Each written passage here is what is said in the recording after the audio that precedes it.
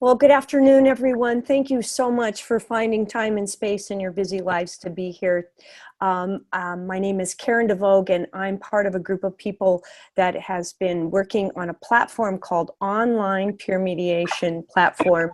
And we are, one of our goals in this work is to get together, to be connected and to grow our circles of influence. So as I looked at the panelists and imagine the people that are with us this evening thinking about this topic of peer mediation, it just blows my mind to think about the expertise and the span of experience that so many people bring to this work. And so we thought it appropriate to stop and head into this new school year thinking about where are we in this work, what's happening, what can we think about going forward. So I wanted to tell you a little bit about the Online Peer Mediation Platform, just so you know who sort of like we're hosting this party tonight. And again, thank you for coming. So Online Peer Mediation was a project that was sponsored by JAMS a few years back in the Association of Conflict Resolution, which I know is what is a connective network for many of us. And we've now are being supported by a group called National Association for Peer Program Professionals, NAPPP. So we're going forward, we're staying strong, and we want to keep this work going. Our team right now is myself and Cynthia. Thank you so much, by the way. You all need to know Cindy is the one driving this car. She put all this together and scheduled this and is working behind the scenes. Thank you so much for doing that, Cindy.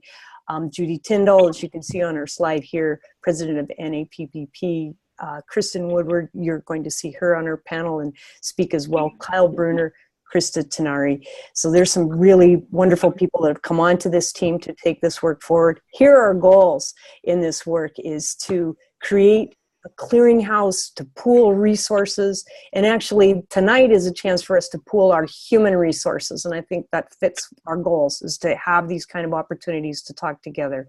We've also put together some basic modules in skill development that online peer mediation programs can tap into and use to grow their peer mediators' skills.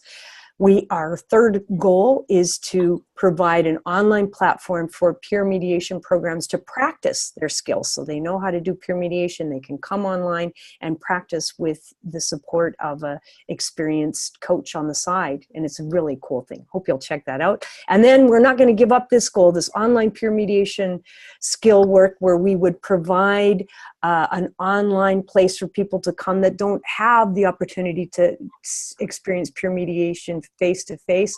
We target this for high school, but are willing to grow it into the college community as well.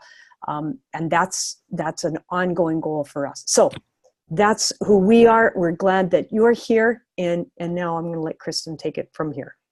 Yes, thank you. So today's webinar is going to be one of many. The webinar for this month is the state of peer mediation. Our goal as a group is to have a webinar each month.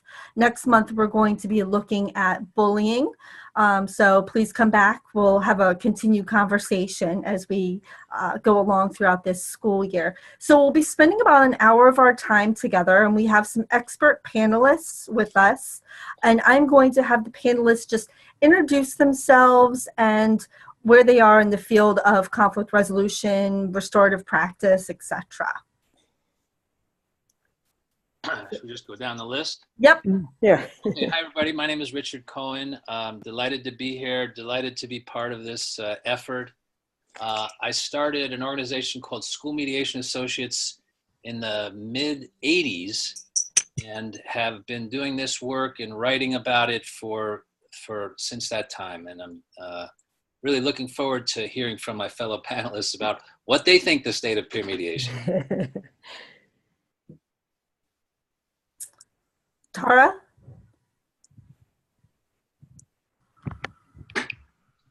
There we go. Gotcha. Okay. Everybody can hear me now? Yeah. Okay. So hi, everybody. I am Tara Fishler. I am currently the restorative practices coordinator for the 6 high schools in Lehman High School in the Bronx. I work through Morningside Center for Teaching Social Responsibility, and I also have my own company, Customized Training Solutions. which I've had since 2003. Been former president of, vice president of ACR, among other things, and excited to be here. I'm in Westchester, New York, by the way. Okay, wonderful. Sorry. Pam is not able to join us this evening, as well as is Jennifer. I don't believe she's able to join us as well. Emily? Hi, I'm Emily Linnemeier, and I work with Western Justice Center. We're an organization based in Pasadena, California, in the Los Angeles area, and we focus on conflict resolution and anti-bias education, K through 12. Okay, wonderful, thank you. And then Phyllis. Good evening. My name is Phyllis Hildreath. I'm the Academic Director at the Institute for Conflict Management at Lipscomb University. We have a 30-hour master's degree program in conflict management. And my particular interest in the work is both how do we prepare our students should they wish to support the field of CRE in K-12 environments, and more than that, how do we stand as a resource in our immediate community for those who are wanting to branch out into peer mediation online, and restorative practices. So I'm really looking forward to learning from my fellows as well. Wonderful. Bill, Mecca? Bill? I think I got to unmute myself, right? Yeah. So I don't know, should I introduce again? Are we officially? So Bill Yes. Mecca, social worker at Trumbull High School, located in Fairfield County, Connecticut. And so I coordinate peer mediation with a colleague of mine, more as like an advisor. And it's been going on for about 9 years. And I'll tell you, I'm interested in getting ideas as to how to revitalize the program, because I feel like there's a lot of misunderstanding and underappreciation lately that have been challenges. So, Okay, good. Well, we're going to go through some questions, and the panelists will be able to share their experiences and their points of view as well. Yep. Priscilla. Hi, everybody. Priscilla Prutzman from Creative Response to Conflict in the New York City metropolitan area. I have the pleasure of doing peer mediation and restorative practices at a middle school in Queens, and I really would love to get them involved in the online. They're actually excited about it. This is my 4th year in that school, and we're also starting 2 high schools in Rockland County, and eventually we'll be adding peer mediation and hopefully the online as well. Wonderful. Negrin is not able to be with us, but Christa. Hi everyone, I'm Christa Tinari, and I'm founder of Peace Praxis Educational Services, and we specialize in bullying prevention, social emotional learning, and conflict resolution in mostly K through 12 environments. But previously I was also a student assistance counselor at the high school level and ran peer mediation programs, and I continue to do peer mediation training as well. And I taught a class to educators in training called Conflict Resolution in Education to help prepare pre-service educators to, solve challenging problems in the classroom and beyond. So I'm excited to be here with everyone. Wonderful. And last but not least, Christina. Yes, I'm Christina Cassinerio-Wilson, and I come to you from Fresno, California, where currently I am a teacher on special assignment, and my charge is in training kids as well as university students at Fresno State in the process of mediation. So I work in coordination with what's called the Mediator Mentors Project, where Dr. Dean and then Pam and Karen have been part of. And my background is such that I've taught also the course for pre-service teachers, conflict resolution education for teachers next year. And I know many of you from ACR, so yay, from the education section of the Association Conflict Resolution. Okay. Have we missed anyone of the panelists? No? Okay. Well, thank you for introducing yourselves, and we look forward to, as we get into the questions here, I believe Kyle is going to be taking us through these questions, and the panelists can select which questions you would like to answer. I believe we're going to be keeping time. Is that right, Cindy? Correct. Okay. Everyone, first of all, my name is Kyle Bruner. I'm the owner of Bruner Mediation. We deal basically in domestic issues. And what I find is that if we can teach the children how to handle conflict on the front end, then I wouldn't have to deal with it on the back end, really. So we have about 7 questions that I would like you guys to answer. You can all answer if you want, and if you choose not to, you don't have to.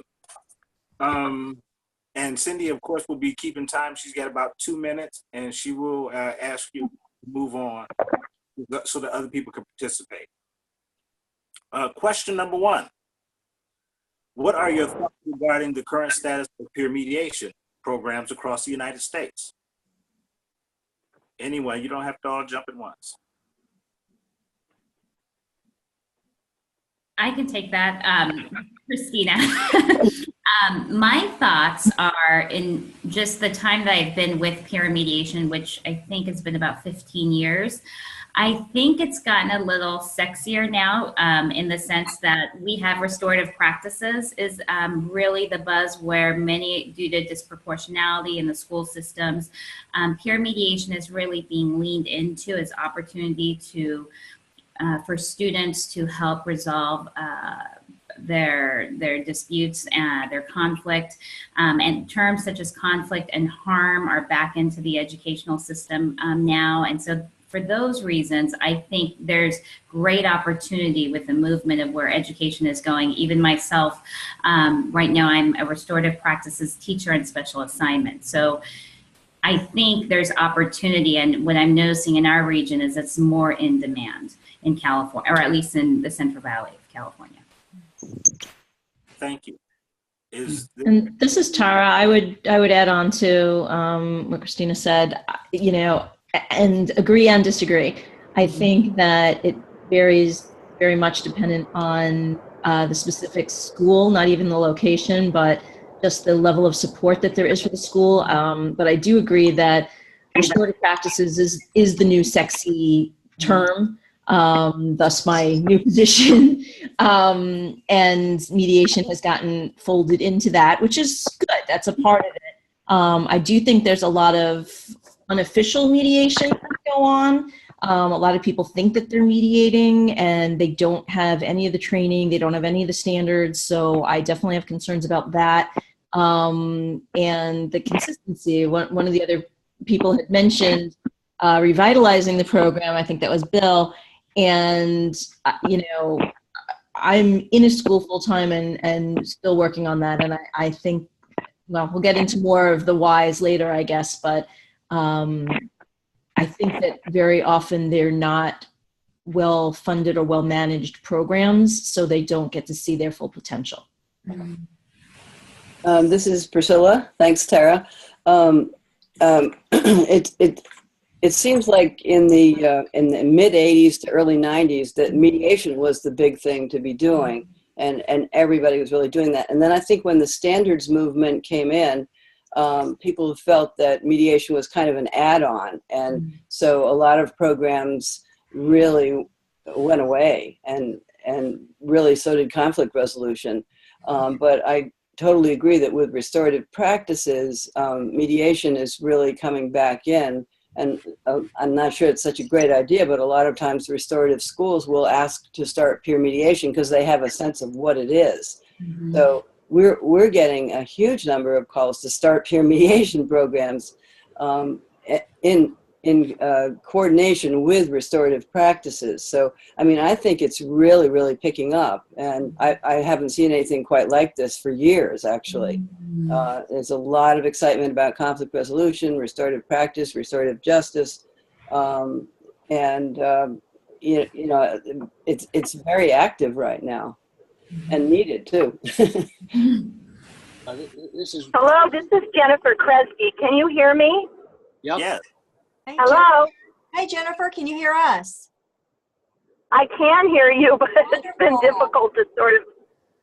interject. Anyway, this is Jennifer Kresge, and I'm a trustee on the California School Board Association and the California County Boards of Education, and a part of their legislative committees. So, as well as a neuropsychologist. My experience, I started peer counseling conflict resolution, probably 25 years ago in the schools, and I'm in California, and what I see nationwide is it's very, very varied. And it depends on the financial infrastructure, frankly, and the buy-in of the administrators. And what my frustration has been over time has been that they'll start a peer counseling or a peer mediation program, and I coordinated peer courts for about 12 years. And they'll start this, and then for some reason, something else will take the place. There's not time to address the issues during our lessons in, Common Core, et cetera, and so it really depends on the administrator's interest and the level of difficulties they have with any student population. I'd like to just add my 2 cents. It's really interesting what people are saying. Having been doing this for a long time, I agree with Priscilla that the 90s was actually, in my experience, the heyday of peer mediation, where every school wanted to have peer mediation. Everybody was talking about it. Educational conferences, it was very big. And I'm in Massachusetts, so I think it's fair to say 2/3 of all schools at least wanted to have peer mediation or were trying to have peer mediation. And then it kind of, I think education's pretty faddish, and I think it got less popular. And then in my experience, or the experience of our organization, the economic collapse of 2008, 2009, the Obama administration eliminated the Safe and Drug-Free School monies, which was an entitlement, which meant every school, if they jumped through the hoops, they could get the money to start a peer mediation program. Peer mediation was one of the few things that could be done with that money. And that was eliminated. So that was a big hit. Also around the same time, the bullying prevention movement was really coming into its own, and mediation is not appropriate, or not the option of first resort for bullying. And so educators who have limited bandwidth and have to teach their kids and do other things, mediation really took a double hit, both from the economy and from the bullying movement. Nothing wrong with the bullying prevention movement, that's great, but there just wasn't space. And so in my experience, particularly the teens, whatever this decade is, this has been, in the last 30 years, probably the worst in my career for peer mediation. I have experienced, however, in the last year or two, what seems like a renewed interest, which is what other people seem to be saying as well. I don't know exactly why that is. I know restorative practices, I think, is at a different point on the curve. It's kind of going through the same thing that peer mediation went through. And I work for IIRP, the International Institute for Restorative Practices, and they can't keep up with the amount of work that they are offered. Peer mediation, of course, is not the same thing as restorative practices. IIRP doesn't think peer mediation is a restorative practice, honestly. So I'm really interested to hear how, to hear other people's perspective. But in my experience, the last 7 years have probably been the slowest for peer mediation in my 30-year career. Thank you, Richard. This is Tara. Could I just add a little footnote there? Just in terms of the why. My experience is that restorative practices is the first funded mandate, at least in New York, that I have seen in over 20 years. That they are funding teachers to come in over the summer and be trained in it, and the actual regs on it talk about peer mediation, which is why it's been able to get folded back in. And it's, again, something that now does have more recognition. As, back 25 years ago, people are like, mediation, what is it?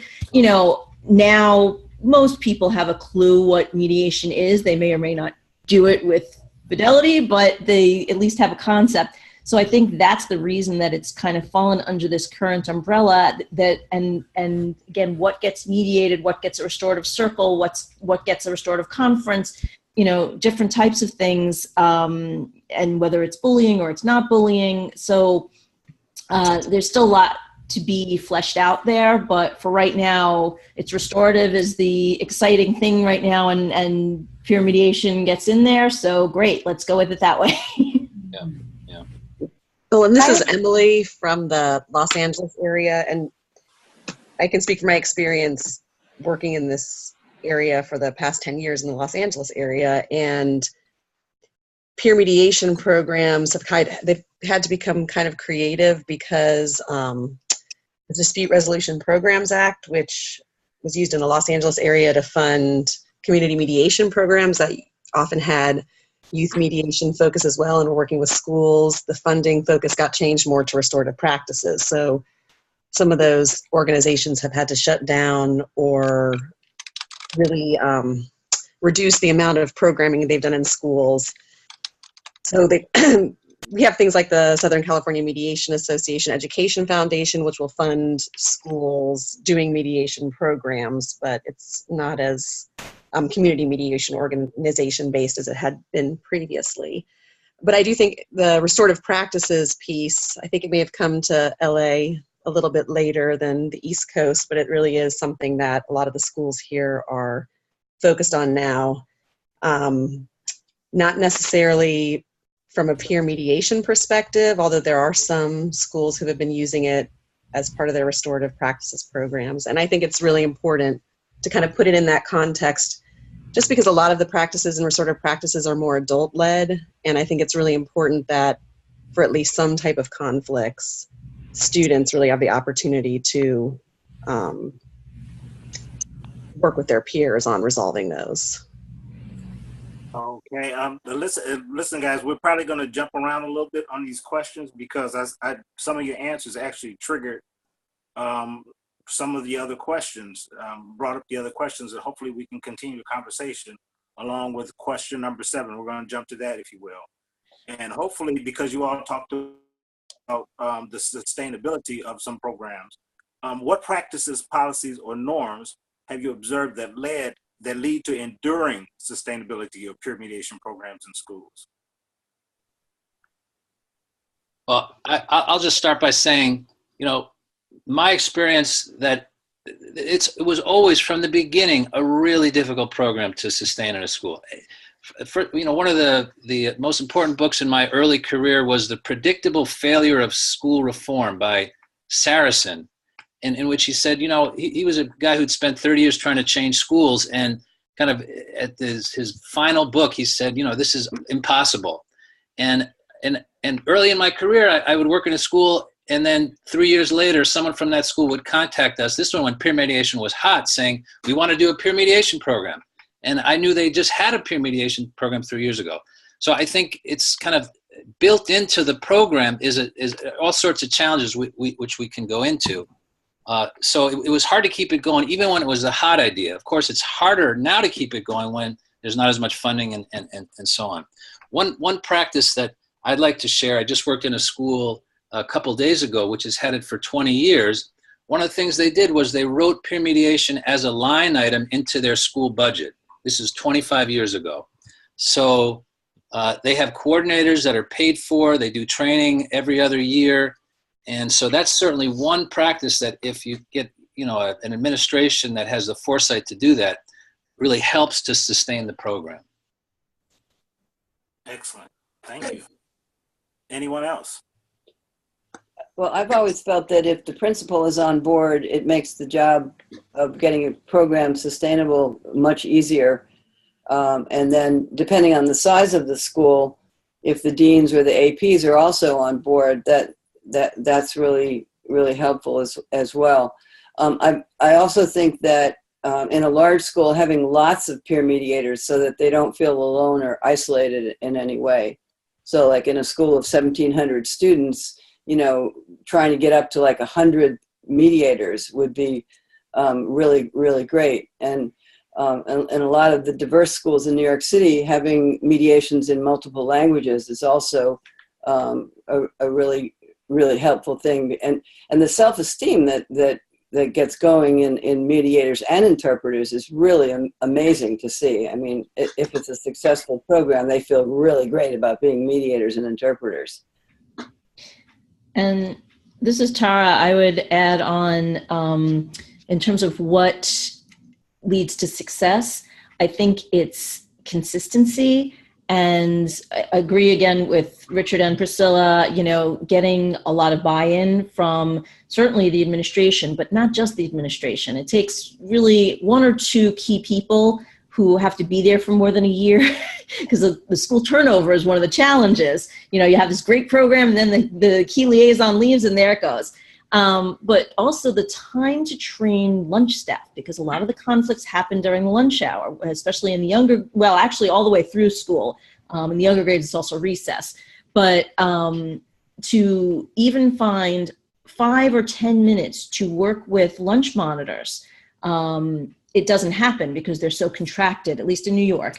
And so they don't understand what peer mediation is. So, and students are used to having adults solve things, and the adults are used to solving it. So they don't think, it's not top of mind to say, oh, wait, this is something that a peer mediator can handle. And so I think it's training, or at least informing, educating the whole school, you know, the counselors, the bus staff, the lunch staff especially, the deans, and the individual teachers as to what the process is, what is and is not appropriate, and then having the proper supervision, because I find that happens a lot too, that they have a program, the kids are psyched, yay, we have a case, and it does drive me crazy to train kids and not know that they will not mediate because they don't have a system for referrals in order to get the cases. So I've done this countless times, and I at this point, a lot of the training that I offer is more life skills based. So it's not necessarily with an end goal of having peer mediation, but that may be what I try to get the school to grow into that. I'm not always able to, but training all the different people, or at least getting a clear referral process. You have this kind of a situation, here's how you do it, here's a form, or here's the person you contact, and knowing that there's a specific space. We actually, just today, were able to accomplish that in the school I'm in. That I have a new office that'll be the mediation room. You know, so everybody knows where to go, what to do, the posters can be put there, that kind of thing, the support is there. So to me, those are things that, oh, and lastly, that it needs to be cool. They need to train a group of students that are a very diverse cross-section of representation of the school in every sense of that word. So that they, you know, they can tell two friends and so on that, hey, I'm a mediator and, you know, I'm proud of it and that kind of thing, as opposed to, oh, you're the mediator, you know. So that coolness factor, it is a make or break as well. Guitar. Hi, this is Christa. I just wanted to speak to, I agree with actually everything that's been said so far with respect to sustainability. I think there's some unique challenges that peer mediation has with respect to sustainability because of the training that's necessary and creating space to actually do the mediation in the school, time for someone to do the referral process, having a designated staff person. It does take resources. At the same time, a lot of programs in schools take resources, even things like what math curriculum are we using this year? And as we see, that changes like every couple years. So I think in general, sustainability is a challenge with respect to the work that's happening in schools, and it's tied to school turnover, funding cycles, all the things that were actually mentioned already. I just wanted to raise the importance of measurement to this process, and the fact that a lot of programs that are implemented are not measuring the impact of that program at all. And so when it comes time to justify that, either at a board meeting or in front of a principal or in whatever way, people don't have anything they can really point to. They say, well, our kids like it, you know.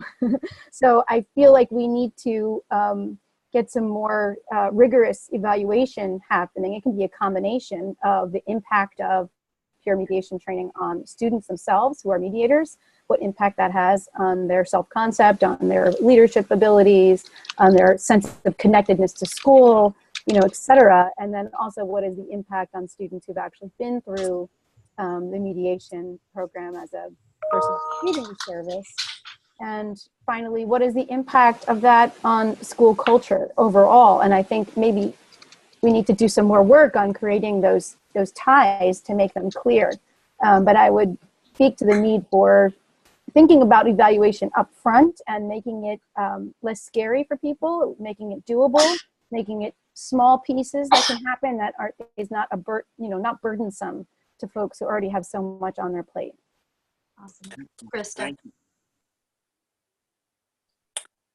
Listen, I've heard a lot from you all, and I wanted to see if Bill and Phyllis had anything to say about this subject. Thank you, Kyle. This is Phyllis. Yes, and Christa raised a point that I'm very curious about as to whether there's a place for the institutions of higher education that are co-located with the school systems that are trying to implement and sustain these programs. Certainly, perhaps capacity for evaluation would be one model, but I also wonder whether a local university that is providing pre-service education to educators around restorative practices, conflict management, and mediation then helps with those teachers once they're placed. And it's a question that we are probably at that point in Nashville saying, how do we help support the creation of a culture by generating capacity through what we have available to us in the university. I know that our colleagues in Fresno, they are my heroes. I look to them for not only their work, but the evidence of their work with their publication, with their research, and how do we replicate that to replicate sustainability as well. Excellent. Thank you so much, Phyllis. Bill? Is Bill there? Okay, we must have lost Bill. Well, let me run down exactly what I've heard. So I've heard a line item in the school budget. If the principals board, the AP, basically administration, it's easier to make the program happen. And consistency. We need to get a lot of buy-in. School, and we did discuss school turnover as a challenge. There was mentioned that life goal-based training was used as opposed to straight peer mediation training. And it needs to be cool. It needs to be cool. We need to have measurement of impact, and we need to see if there's a place for higher education to actually help change the culture, if that's not mistaken. But listen, I wanted to jump to question number 2 if there are no more comments.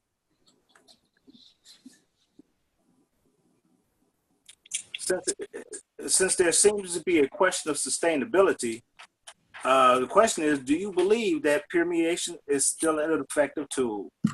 Why or why not?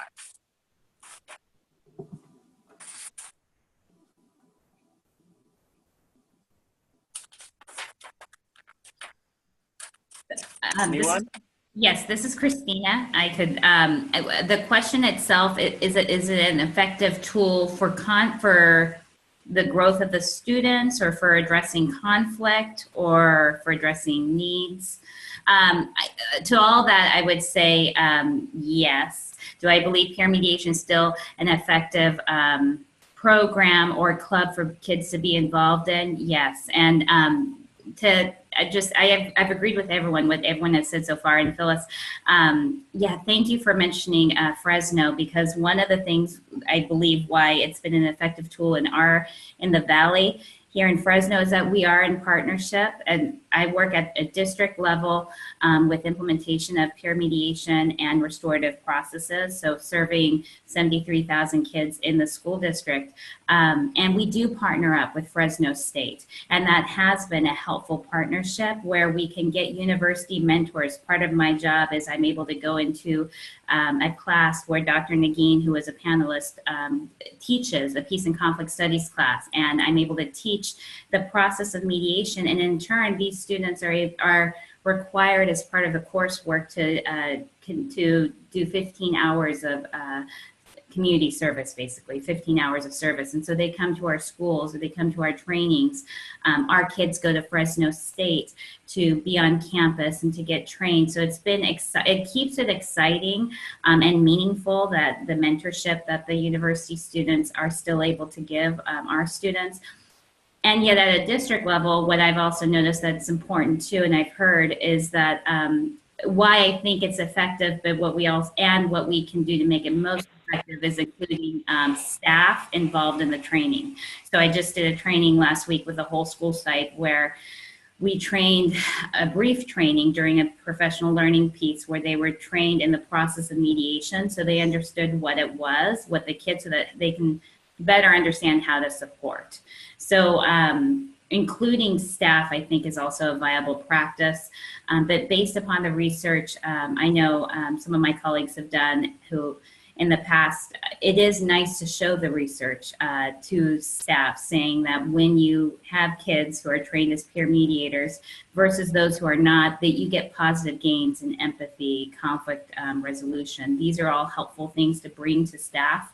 And what I wanted to say to the last question, and I'm sorry I'm adding it here, but what I was thinking also was the importance of the vision of the school, or for in my case, the district, to that peer mediation serves the district goals. And right now, in the time of restorative practices addressing disproportionality, it certainly is serving the goals of the district that I serve. So making peer mediation gain some momentum as to the importance of why it's important for our kids to be part of peaceful problem solving versus too much adult intervention and not enough student voice. So Thank you, Kristen. Christina, I'm sorry. Anyone else who want to chime in?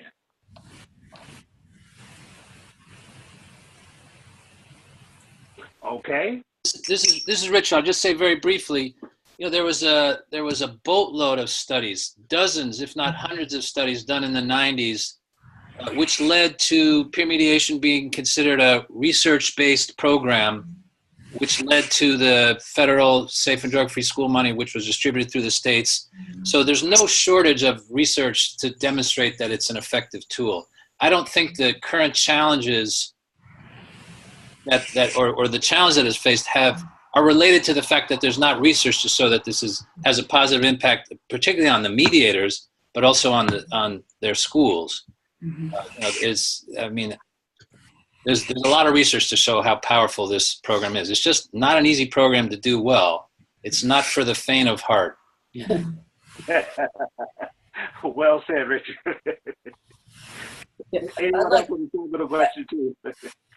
I'd like to respond to Phyllis's question. I think that's a really important question that, we do need to continue to teach pre-service teachers these skills so that they naturally bring them into their schools and know what they are.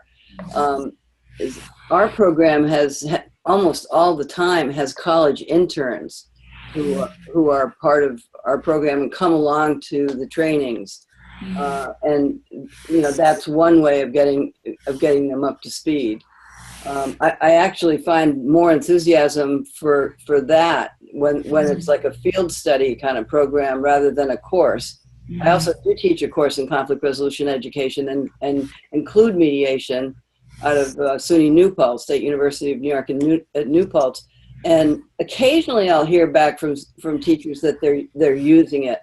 But I hear more from the interns from colleges that they're really enthusiastic. And I think almost everybody sees a way to use this in their personal lives. And I think that's a really significant thing for the adults as well as the students and the parents too. It improves the quality of everybody's life, even if they don't have a lot of mediations in the school. They have the training. And I've always felt that the more training that we do, the better. And during that period where there wasn't any peer mediation going on, we actually started a program called Lunchtime Listeners in our local elementary school. And we trained people to go in, and basically it was a bullying prevention program because they had peer mediation before, but then they didn't think they had the resources to do it anymore. So we sent in adults, and the schools really appreciated that. And they didn't have to manage it, you know. Just to piggyback briefly on what Priscilla said, yeah, I agreed 100% that it's great to do this training with pre-service teachers to make them effective teachers and more effective human beings, not necessarily as a way to support peer mediation, although, you know, it certainly couldn't hurt peer mediation, but that's just a great practice to do for all teachers.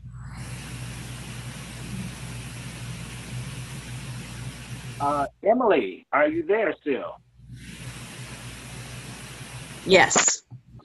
Would you care to answer question 2? I mean, I agree with what everyone has said so far, and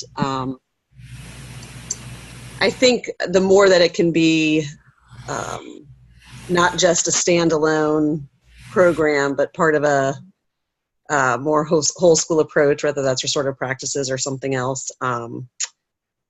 And also, this is kind of going into one of the other questions, but I found with some of the programs that have been more successful at being sustainable, because I've always found, as others have said, that peer mediation is effective for successfully resolving conflicts that students face at school with one another.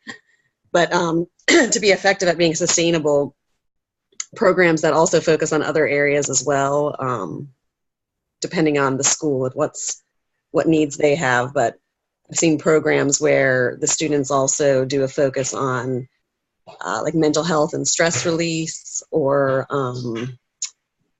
you know, anti-bias type of work, peace advocacy, things like that. So those can help the programs be even more effective. Excellent, thank you.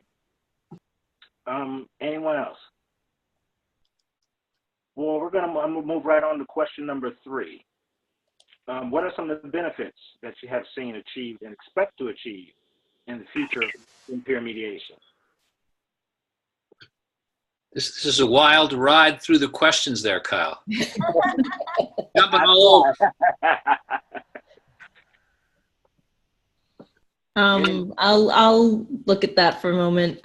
In terms of benefits, and a few people have sort of alluded to it, the biggest benefits tend to be for the mediators in terms of the leadership and the empowerment, and just when I do a 3-day peer mediation training with even 4th graders on up, by the 3rd day they're sitting up straighter and they're in charge of something, and it feels really good, on up through high school and beyond.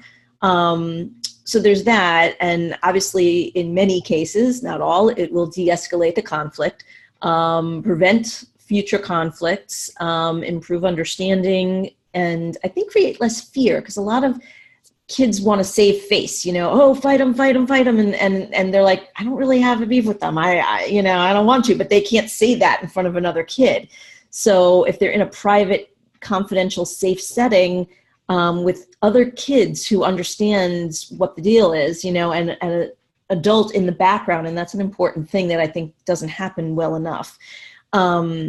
They can kind of take it apart a little bit and understand each other better and walk out less afraid and feeling safe. And we know that kids who feel safe go to school and learn, and, restored relationships as well. And even when the agreement is, I agree, I'm never going to speak to you again, or we'll just be civil and, when we see each other, even that, or I'm going to tell my friends that this is squashed, or, even things to that effect. If you think of the alternative, we never hear about all the thwarted conflicts, all the thwarted lethal school conflicts, all the things that have been prevented. Those are very hard to prove because you don't know what would have happened. But I think that peer mediation can take it down a couple of notches and keep it in a more manageable place and restore some of those relationships. Thank you, Tara. As a high, a high success rate in terms of reaching agreements and a lower recidivism rate. And that's what I think makes that, along with the restorative practices, appealing and useful, beneficial. Anyone else have any comments on that? Yes, Phyllis. All right. I think that there is a tremendous benefit in having a process that is almost inherently culturally competent. That meaning that if the participants in this mediation have a shared culture, you're going to begin to see some of that come out in the way in which they operationalize the basics that we do teach and train. And that seems to be extremely important when we have so many other systemic inequities that often manifest in lack of equity and lack of representation in terms of who's present and who is bringing and sharing knowledge. So that sitting up and being straight for the mediators, I think also moves into that, which is extremely important right now. Very good, thank you for this. All right, we're gonna move on really quickly to question number 4, if you will. We've already had some ideas about some direction in which we need to take, such as using higher education to help develop a culture, consistency, and also have them put some line items in the school budgets. What other direction do you think conflict resolution education and peer mediation should go to stay relevant in our schools?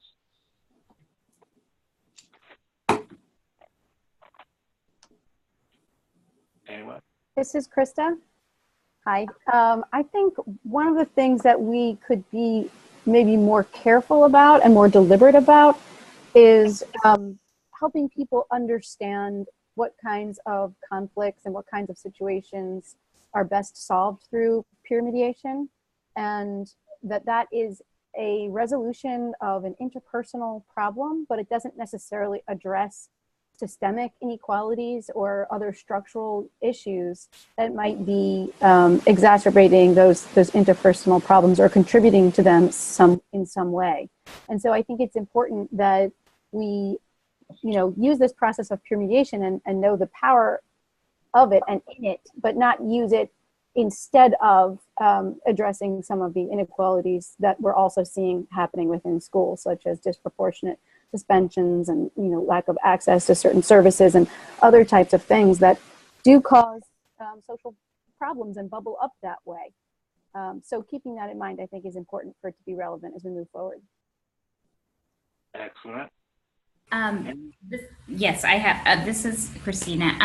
One thing that was coming to mind for relevance is I just remember learning years ago that peer mediation is true service learning, and it's opportunity for kids to give to their learning community. And I think that language if we can start putting that language into the work of what we do with schools, is helpful. The other piece to it, for conflict resolution education, peer mediation, for the secondary schools, so high schools and middle schools, I think for it to stay relevant, for kids to have access to it, it really needs to be in a class. And so really looking at opportunities where, whether districts or states, in our district, we created a course which is about community service, restorative practices. So we're able to, and peer mediation. So it's a course that we created. It was approved by the state of California and is now adopted and is running in our high schools. Those are ways that that I think peer mediation needs to look. We need to look at opportunities that exist within schools to have it be.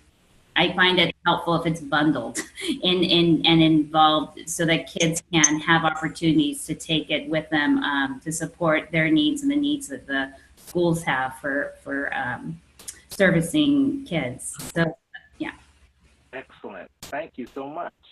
Listen, gang, unfortunately, you guys have participated way too much. So we only have time for one more question. And I grabbed one that I felt was very important. What would you, question number 6, please. What would you say to those who do not support peer mediation? Anyone?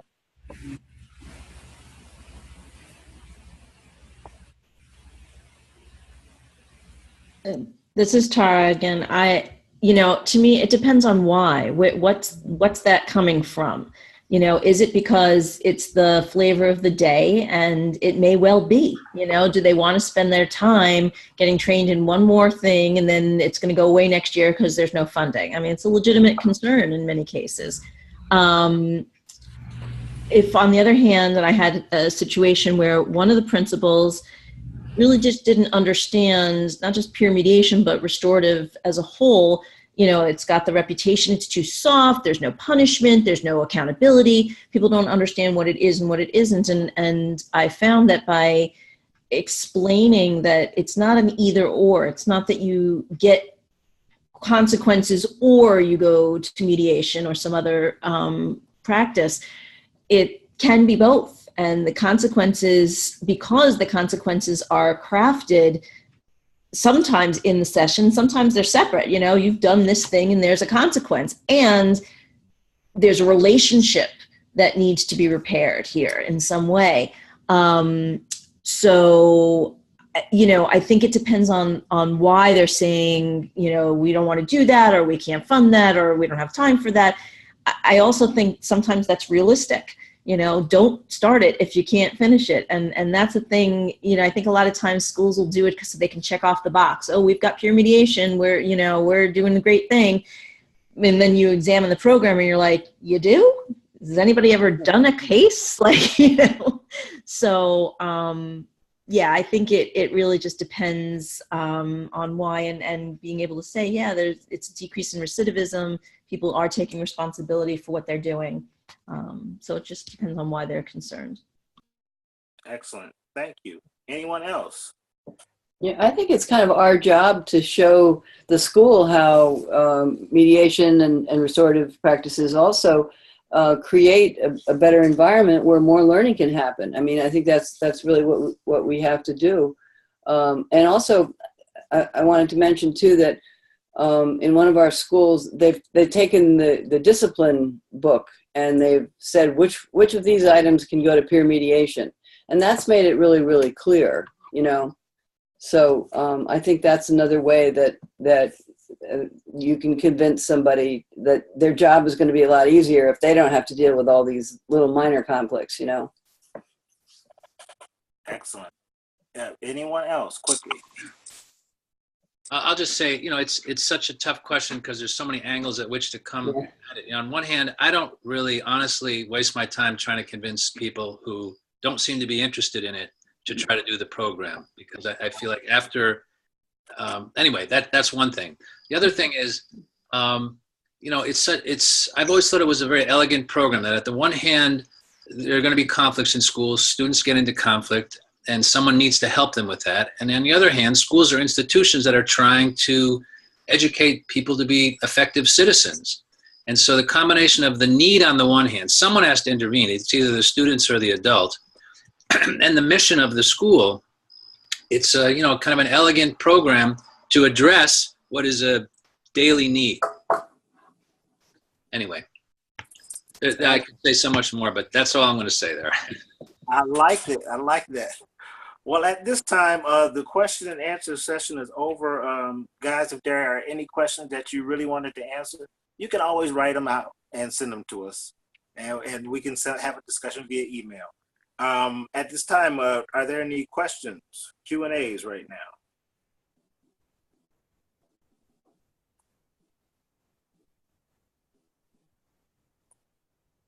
Okay. Cindy, at this point, you can take over the call to action. Or Cindy, are you handling that portion? Actually, I'm going to hand it to Karen. Karen? Okay. Yes, thank you. So I looked for my unmute button. This has been remarkable, and I've taken all kinds of notes. I'm inspired to know that there's so much passion, and that mediation is reinvigorating to so many of you. So here it is. We ask each of the panelists to think, what do you feel inspired to pursue now that you've been in this conversation? So it's sort of like, okay, we had this conversation, now what? What are you thinking? You know, tomorrow I'm going to make this call, or tomorrow I'm going to look in this direction, or I'm going to tap someone else on my shoulder. Think about that. What do you feel inspired to pursue now that you've been in this conversation?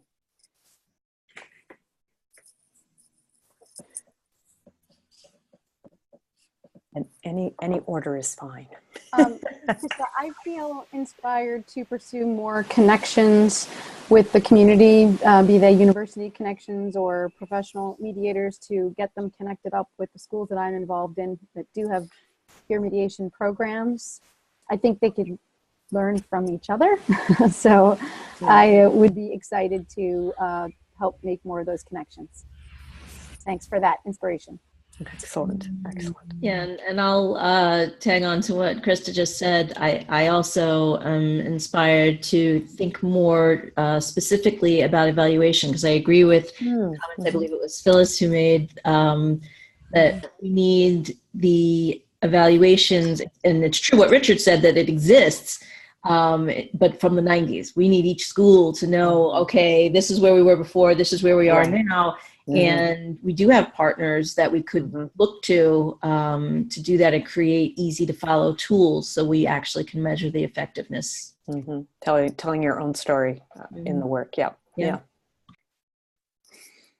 I'll just say I'm inspired just to hear, the voices of so many creative, smart people who've been doing this work. And, I'm inspired to want to get in the room with all of you for 4 hours and just hash out a lot of these issues that we're talking about. Yay. We'll see you at ACR. It does feel like an ACR meeting to me. I know, right? It's good. It's good. But I really do want to get more involved in the online mediation, because I think we could, that would be an inspiring way to get, more student involvement and more people wanting to be mediators if they could, connect with online mediation. I think that would actually, be really up there with the cool factor. Yeah. Wonderful. Well, we got the hookup, so stay in touch with us on that. Great, will do. I would follow Chris in that. I'm inspired to actually experience the online mediation. I have not done so. And I think that I will be a better representative and apostle, if you will, for the gospel of peer mediation here. and also, it also is clear to me that we have this East Coast, West Coast concentration. And sitting here with Cindy in this particular region of the South, I'm also inspired to try to find out a little more about our opportunities for growth and connection in this region of the country. This is Emily, and I was inspired, but I liked what Christa said about the peer mediation being a piece, but also focusing on the more structural level conflicts. And so just thinking about how you can how peer mediation can fit within a framework in a school that also focuses on these other levels too.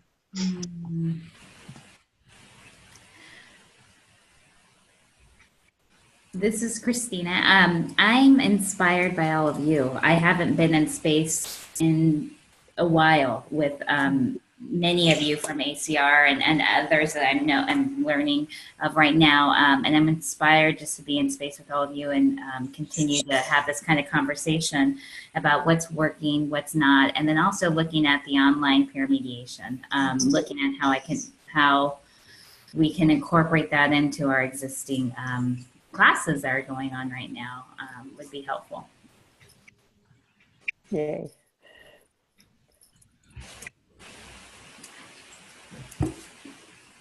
Okay, thank you so very much.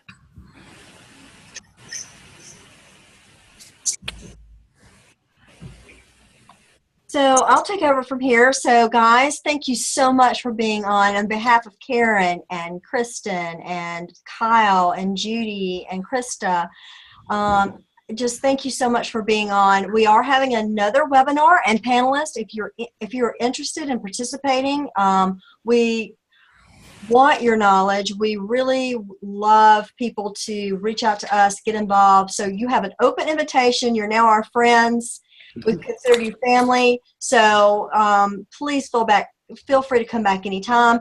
For those of you that are participating, please send us your questions. If you were not able to answer or get a question answered, please put it in the chat box. If you're actually on Zoom. If not, please email me those questions. We will promise you we'll get back to you. So our next webinar is, of course, on bullying. It is October 25th at 6 p.m. I will send out a link for registration. And you can also go to our website. If you want to find out more about the online peer mediation platform, we have information, training, and resources, and we are always looking for new ventures. We have no modesty, I guess. We will do whatever, okay? So we're also affiliated with Peer Program Professionals, where you can become a certified peer program trainer, not just in mediation, but in peer education, peer listening, peer mentoring, which I heard a lot of you say that you kind of incorporate those things anyway. So on behalf of our team, thank you so much for being on tonight, and we just thank you guys, panelists, so much for agreeing to be on our call. So for all our team, thank you so much for being on, and we're going to stop recording.